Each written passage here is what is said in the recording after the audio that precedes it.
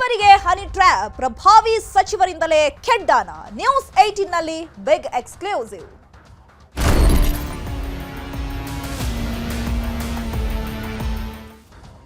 ರಾಜ್ಯದ ಪ್ರಭಾವಿ ಸಚಿವರಿಗೆ ಹನಿ ಟ್ರ್ಯಾಪ್ಗೆ ಯತ್ನಿಸಲಾಗಿದೆ. ಸಿಎಂ ಆಪ್ತ ವಲಯದಲ್ಲಿ ಗುರುತಿಸಿಕೊಂಡಿರುವಂತಹ ಸಚಿವ ಸ್ವಲ್ಪ ಯಾಮಾರಿದ್ರು ಆಗ್ತಾ ಇತ್ತು ಮಹಾ ಚಾರಿತ್ರ್ಯ ವಧೆ. ರಾಜ್ಯದ ಪ್ರಭಾವಿ ಸಚಿವರಿಗೆ ಹನಿ ಟ್ರ್ಯಾಪ್ ಪ್ರಯತ್ನವನ್ನ ಪಡಲಾಗಿದೆ. ಸಿಎಂ ಆಪ್ತ ವಲಯದಲ್ಲಿ ಗುರುತಿಸಿಕೊಂಡಿರುವಂತಹ ಸಚಿವ ಇವರು ಸ್ವಲ್ಪ ಯಾಮಾರಿದ್ರು ಆಗ್ತಾ ಇತ್ತು ಮಹಾ ಚಾರಿತ್ರ್ಯ ವಧೆ. ತುಮಕೂರು ಭಾಗದ ಸಚಿವರಿಗೆ ಹನಿ ಟ್ರ್ಯಾಪ್ ಯತ್ನಿಸಲಾಗಿದೆ. ಒಂದು ಟೀಮ್ನಿಂದ ಹನಿ ಟ್ರ್ಯಾಪ್ಗೆ ಸತತ ಪ್ರಯತ್ನವನ್ನ ಮಾಡಲಾಗಿದೆ. ಹನಿ ಟ್ರ್ಯಾಪ್ಗೆ ಬಂದಿದ್ದಂತಹ ಟೀಮ್ಗೆ ಸಚಿವರಿಂದ ಬಿಗ್ ಶಾಕ್ ಎದುರಾಗಿತ್ತು. ಹನಿ ಟ್ರ್ಯಾಪ್ ಟೀಮ್ ಬಣ್ಣ ಬಯಲು ಮಾಡಿದ್ರಂತೆ. ಮಿನಿಸ್ಟರ್ ವಾರ್ನಿಂಗ್ ಕೊಟ್ಟು ಕಳುಹಿಸಿದ್ರಂತೆ ಆ ಸಚಿವರು. ನ್ಯೂಸ್ 18 ನಲ್ಲಿ ಬಿಗ್ ಎಕ್ಸ್ಕ್ಲೂಸಿವ್ ಸುದ್ದಿ. ಹಾಗಿದ್ರೆ ಆ ಪ್ರಭಾವಿ ನಾಯಕನಾದ್ರು ಯಾರು? ಹಾಗಿದ್ರೆ ಹನಿ ಟ್ರ್ಯಾಪ್ಗೆ ಅವರ ಸ್ಕೆಚ್ ಯಾವ ರೀತಿ ಇತ್ತು? ಎಷ್ಟು ದಿನಗಳಿಂದ ಇವರು ಹನಿ ಟ್ರ್ಯಾಪ್ಗೆ ಪ್ರಯತ್ನವನ್ನ ಪಡ್ತಾ ಇದ್ರು ಅನ್ನುವಂಥದ್ದನ್ನ ನಿಮ್ಮ ನ್ಯೂಸ್ 18 ನಲ್ಲಿ ಎಕ್ಸ್ಕ್ಲೂಸಿವ್ ಆಗಿ ತೋರಿಸ್ತಾ ಇದ್ವಿ. ಪ್ರಭಾವಿ ಸಚಿವರ ಹನಿ ಟ್ರ್ಯಾಪ್ಗೆ ಪ್ರಯತ್ನ ಪಡಲಾಗಿದೆ. ಇಲ್ಲೇನಾದ್ರೂ ಹೆಚ್ಚು ಕಮ್ಮಿ ಸ್ವಲ್ಪ ಯಾಮಾರಿದ್ರು ಕೂಡ ಚಾರಿತ್ರ್ಯ ವಧೆ ಆಗ್ತಾ ಇತ್ತು. ಈ ಹನಿ ಟ್ರ್ಯಾಪ್ ಯತ್ನದ ಹಿಂದೆ ಹಲವು ಅನುಮಾನಗಳು ಶುರುವಾಗಿದೆ. ಹನಿ ಟ್ರ್ಯಾಪ್ ಹಿಂದೆ ಪ್ರಭಾವಿ ನಾಯಕನ ಕೈವಾಡ ಇರುವಂತಹ ಆರೋಪಗಳು ಕೇಳಿ ಬರ್ತಾ ಇದೆ. ತುಮಕೂರು ಭಾಗದ ಸಚಿವರ ಹೆಸರಿಗೆ ಮಸಿ ಬೆಳೆಯೋ ತಂತ್ರವನ್ನ ಹಾಕಿದ್ರೆ ಮಾಡಲಾಗಿತ್ತಾ ಅನ್ನುವಂತಹ ಪ್ರಶ್ನೆ ಹುಟ್ಕೊಂಡಿದೆ. ಯಾಕಂದ್ರೆ ಈ ಹನಿ ಟ್ರ್ಯಾಪ್ ಹಿಂದೆ ಹಾಗಿದ್ರೆ ಯಾರಿದ್ದಾರೆ? ಹಲವು ಅನುಮಾನಗಳು ಕೂಡ ಈಗ ವ್ಯಕ್ತವಾಗ್ತಾ ಇರುವಂತದ್ದು. ಹನಿ ಟ್ರ್ಯಾಪ್ ಹಿಂದೆ ಪ್ರಭಾವಿ ನಾಯಕನ ಕೈವಾಡ ಇದೆ ಅಂತ ಹೇಳಿ ಆರೋಪವನ್ನ ಮಾಡಲಾಗ್ತಾ ಇದೆ. ಹಾಗಿದ್ರೆ ಆ ಪ್ರಭಾವಿ ನಾಯಕ ಯಾರು? ತುಮಕೂರು ಭಾಗದ ಸಚಿವರ ಹೆಸರಿಗೆ ಹಾಕಿದ್ರೆ ಮಸಿ ಬೆಳೆಯೋ ತಂತ್ರವನ್ನ ಮಾಡಲಾಗಿತ್ತ? ವರಿಷ್ಠರಿಗೆ ದೂರು ಕೊಟ್ಟಿದ್ದಾರಂತೆ ತುಮಕೂರು ಭಾಗದ ಸಚಿವ. ಸಿಎಂ ಗಮನಕ್ಕೂ ತಂದಿದ್ದಾರಂತೆ. ಇನ್ನು ತುಮಕೂರು ಭಾಗದ ಸಚಿವ ಕಾಂಗ್ರೆಸ್ನಲ್ಲಿ ಭಾರಿ ಚರ್ಚೆಗೆ ಗ್ರಾಸವಾಗ್ತಾ ಇದೆ ಈ ಹನಿ ಟ್ರ್ಯಾಪ್ ಪ್ರಕರಣ. ಹನಿ ಟ್ರ್ಯಾಪ್ಗೆ ಬೆಳಗ್ಗೆಯಿಂದಲೂ ಕೂಡ ಈ ವಿಚಾರದ ಬಗ್ಗೆ ನ್ಯೂಸ್ 18 ನಿರಂತರವಾಗಿ ಸುದ್ದಿಯನ್ನ ಬಿತ್ತರಿಸ್ತಾ ಇದೆ. ಎಕ್ಸ್ಕ್ಲೂಸಿವ್ ಸುದ್ದಿ ಬ್ರೇಕ್ ಮಾಡಿದ್ದಂತಹ ನ್ಯೂಸ್ 18 ರಾಜಕೀಯ ವಲಯದಲ್ಲಿ ಈ ಬಗ್ಗೆ ಭಾರಿ ಚರ್ಚೆ ಆಗ್ತಾ ಇದೆ. ಸಚಿವರ ಹನಿ ಟ್ರ್ಯಾಪ್ ಯತ್ನದ ಬಗ್ಗೆ ಆರ್ಬಿ ತಿಮ್ಮಾಪುರ ಬೇಸರವನ್ನ ವ್ಯಕ್ತಪಡಿಸಿದ್ದಾರೆ. ರಾಜಕಾರಣದಲ್ಲಿ ಇದೆಲ್ಲ ನಡೀತಾ ಇವೆ, ಎಲ್ಲರೂ ಎಚ್ಚರಿಕೆಯಿಂದ ಇರಬೇಕು ಅಂತ ಹೇಳಿ ವಾರ್ನಿಂಗ್ ಕೊಟ್ಟಿದ್ದಾರೆ. ಟ್ರ್ಯಾಪ್ ಮಾಡೋ ಗ್ಯಾಂಗೇ ತಯಾರಾಗಿದೆ. ಹನಿ ಟ್ರ್ಯಾಪ್ ಗ್ಯಾಂಗ್ ವಿರುದ್ಧ ಸಚಿವರು ಆಕ್ರೋಶವನ್ನ ವ್ಯಕ್ತಪಡಿಸುತ್ತಿದ್ದಾರೆ. ಹನಿ ಟ್ರ್ಯಾಪ್ ಮಾಡಬಾರದು ಅಂತ ಸಚಿವ ಆರ್ಬಿ ತಿಮ್ಮಾಪುರ್ ಹೇಳಿದ್ದಾರೆ.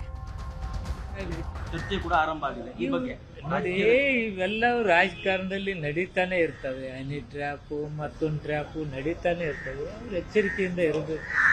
ಅದೊಂದು ಗ್ಯಾಂಗೇ ತಯಾರಾಗಿಬಿಟ್ಟಿದೆ. ಅದು ದುರ್ದೈವ. ಅದೊಂದು ಉದ್ಯೋಗ ಮಾಡ್ಕೊಂಡಿದ್ದಾರೆ.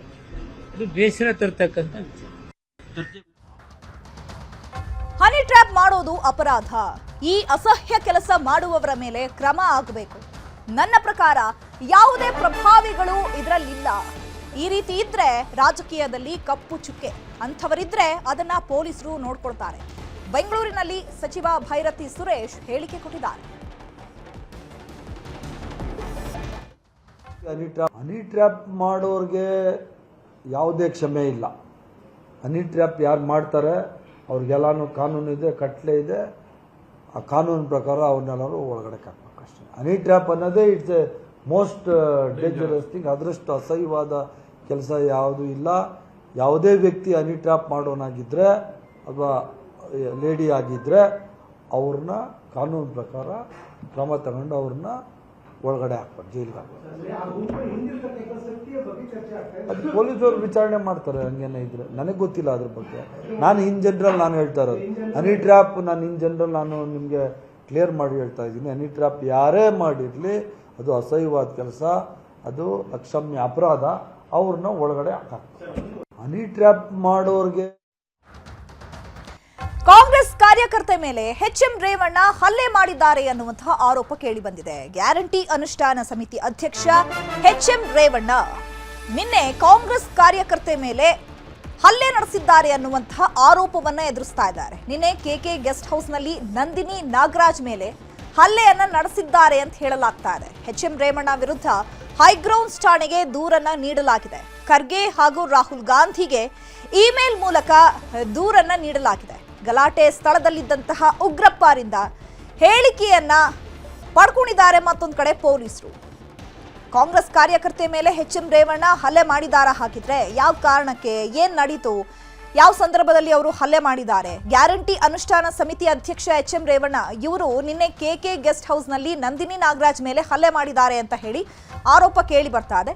ಸದ್ಯಕ್ಕೆ ಎಚ್ಎಂ ರೇವಣ್ಣ ವಿರುದ್ಧ ಹೈಗ್ರೌಂಡ್ಸ್ ಠಾಣೆಗೆ ದೂರನ್ನ ನೀಡಲಾಗಿದೆ. ಖರ್ಗೆ ಹಾಗೂ ರಾಹುಲ್ ಗಾಂಧಿಗೆ ಇಮೇಲ್ ಮೂಲಕ ಸಹ ದೂರನ್ನ ನೀಡಲಾಗಿದೆ.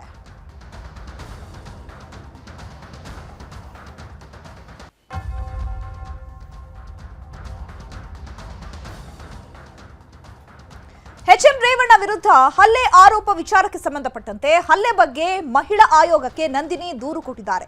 ಎಚ್ಎಂ ರೇವಣ್ಣ ಅವಾಚ್ಯ ಶಬ್ದಗಳಿಂದ ಬೈತಾರೆ. ರೇವಣ್ಣ ರಾಜಕಾರಣಿಯಾಗಿ ಇರೋದಕ್ಕೆ ಯೋಗ್ಯರಲ್ಲ, ನಾನು ದಲಿತೆ, ನನ್ನ ಮೇಲೆ ದೌರ್ಜನ್ಯ ಆಗಿದೆ. ದೂರು ಸಲ್ಲಿಕೆ ಬಳಿಕ ನ್ಯೂಸ್ 18ಗೆ ನಂದಿನಿ ಹೇಳಿಕೆಯನ್ನ ಕೊಟ್ಟಿದ್ದಾರೆ. ನಿನ್ನೆ ಕೆಕೆ ಗೆಸ್ಟ್ ಹೌಸ್ನಲ್ಲಿ ನಂದಿನಿ ನಾಗರಾಜ್ ಮೇಲೆ ಎಚ್ಎಂ ರೇವಣ್ಣ ಅವರು ಹಲ್ಲೆ ಮಾಡಿದಾರಲ್ಲ, ಅದೇ ವಿಚಾರಕ್ಕೆ ಸಂಬಂಧಪಟ್ಟಂತೆ ಹಲ್ಲೆ ಬಗ್ಗೆ ಈಗ ಮಹಿಳಾ ಆಯೋಗಕ್ಕೆ ನಂದಿನಿ ಅವರು ದೂರನ್ನ ಕೊಟ್ಟಿದ್ದಾರೆ. ಎಚ್ಎಂ ರೇವಣ್ಣ ಅವಾಚ್ಯ ಶಬ್ದಗಳಿಂದ ಬೈತಾರೆ, ನಿಂದಿಸಿದ್ದಾರೆ ನನ್ನನ್ನ ಅಂತ ಹೇಳಿ ಆರೋಪ ಮಾಡಿದ್ದಾರೆ. ರೇವಣ್ಣ ರಾಜಕಾರಣಿಯಾಗಿರೋದಕ್ಕೆ ಯೋಗ್ಯರಲ್ಲ, ನಾನು ದಲಿತೆ ಅಂತ ಹೇಳಿ ನನ್ನ ಮೇಲೆ ದೌರ್ಜನ್ಯವನ್ನ ಎಸಗಿದ್ದಾರೆ. ದೂರು ಸಲ್ಲಿಕೆ ಬಳಿಕ ನ್ಯೂಸ್ 18ಗೆ ನಂದಿನಿ ಹೇಳಿಕೆಯನ್ನ ಕೊಟ್ಟಿದ್ದಾರೆ.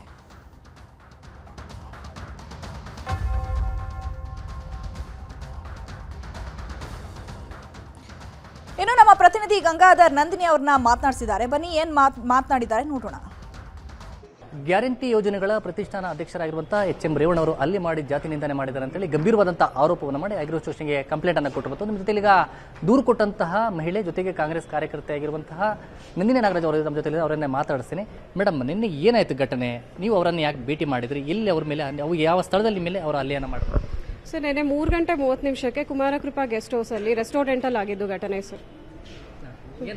ಅವರು ಆಕ್ಚುಲಿ ಅವಾಚ್ಯ ಶಬ್ದಗಳಿಂದ ನಾನು, ಯಾಕಂದ್ರೆ ಮುಂದೆ ಲಾಸ್ಟ್ ಜನವರಿ 3ನೇ ತಾರೀಕು ನನಗೆ ಕಾಲ್ ಮಾಡಿ ಧಮಕಿ ಹಾಕಿದ್ರು, ಮತ್ತೆ ಅವಾಚ್ಯ ಶಬ್ದ ಜಾತಿ ನಿಂದನೆ ಮಾಡಿದ್ರು. ಈ ವಿಚಾರವಾಗಿ ಮಾವಳಿ ಶಂಕರ್ಗೂ ಸಹ ನಾವು ಹೇಳಿದೀವಿ, ನಮ್ಮ DSS ಲೀಡರ್ಗೆ.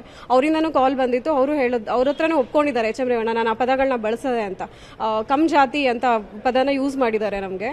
ಅದಾದ್ಮೇಲೆ ನಾನು ACC ನಮ್ಮ ಪ್ರೆಸಿಡೆಂಟ್ ಅವ್ರಿಗೂ ವಾಟ್ಸಪ್ ಮುಖಾಂತರ ಮತ್ತೆ ಇಮೇಲ್ ಮುಖಾಂತರನೂ ದೂರು ಕೊಟ್ಟಿದ್ದೀನಿ. ಇದಾದ್ಮೇಲೆ ಅವರು ನನಗೆ ನೇರ ಭೇಟಿ ಆಗಲಿಲ್ಲ, ನನಗೆ ಯಾವುದೇ ರೀತಿ ಸಂಪರ್ಕ ಇರಲಿಲ್ಲ. ಅದಕ್ಕೆ ನಾನು ನಿನ್ನೆ ಹೋದಾಗ ನಾನೇ Nandini Nagaraju, all India professional Congress ಅಲ್ಲಿ ಸ್ಟೇಟ್ ಫೈನಾನ್ಸ್ ಹೆಡ್ ಆಗಿದ್ದೀನಿ.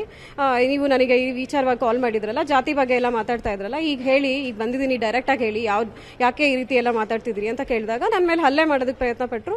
ಮತ್ತೆ ನನಗೆ ಬೆರಳಿಗೆ ಇದು ಮಾಡಿದ್ದಾರೆ, ಮತ್ತೆ ತುಂಬಾ ಕೆಟ್ಟ ಪದಗಳನ್ನ ಯೂಸ್ ಮಾಡಿದ್ರು. ಮತ್ತೆ ನಮ್ಮ ಸೀನಿಯರ್ ಒನ್ ಆಫ್ ದ ನಮ್ಮ ಸೀನಿಯರ್ ಮೋಸ್ಟ್ ಕಾಂಗ್ರೆಸ್ ಅಲ್ಲಿರೋ ವ್ಯಕ್ತಿಗಳಿಗೆ ಪ್ರಾಸ್ಟಿಟ್ಯೂಷನ್ ಅನ್ನೋ ಪದಗಳನ್ನ ಯೂಸ್ ಮಾಡ್ತಾ ಇದ್ರು ಆ ಟೇಬಲ್ ಅಲ್ಲಿ. ಮತ್ತೆ ಎಕ್ಸ್ ಎಂ ಪಿ ಉಗ್ರಪ್ಪ ಅವರು ಇದ್ರು. ಅಂದ್ರೆ ನಿನ್ನೆ ಇನ್ಸಿಡೆಂಟ್ ಅಂದ್ರೆ ಜಸ್ಟ್ ಅವರು ನಿಮ್ಮ ಮೇಲೆ ಹಲ್ಲೆ ಮಾಡಿ ಮೊಬೈಲ್ ಕಿತ್ಕೊಳ್ಳೋಕೆಲ್ಲ ವಿಡಿಯೋದಲ್ಲಿ ಕಾಣಿಸ್ತದೆ. ಆ ಜೊತೆಲಿ ಏನೋ ಕೆಟ್ಟದಾಗಿ ಬಿಹೇವ್ ಮಾಡಿದ್ರು ಅಂತ ಮಾಡಿದ್ರು. ನನ್ ಕುತ್ತಿಗೆಗೆಲ್ಲ ಟ್ರೈ ಮಾಡಿದ್ದಾರೆ ಕೈ ಹಾಕಕ್ಕೆ, ಮತ್ತೆ ನನ್ನ ಬೆರಳನ್ನ ಮುರಿದಿದ್ದಾರೆ. ನಿಮ್ಗೆ ಎಕ್ಸ್ರೇನಲ್ಲೂ ತೋರಿಸ್ತಾರೆ ಬೆರಳು. ಸುಮ್ಮನೆ ನಾವೇ ಇವಾಗ ಹೇಳ್ತಿದ್ದಾರೆ ಅನ್ಸುತ್ತೆ, ಸ್ಟೇಟ್ಮೆಂಟ್ ಕೊಡ್ತಿದ್ದಾರೆ ನಾನೇ ಮಾಡ್ಕೊಂಡು ಹೋಗಿದ್ದೀನಿ ಅಂತ. ನಾನೇ ಯಾಕೆ ನನ್ನ ಬೆರಳನ್ನ ಮಾಡ್ಕೊಂಡು ಹೋಗ್ಲಿ?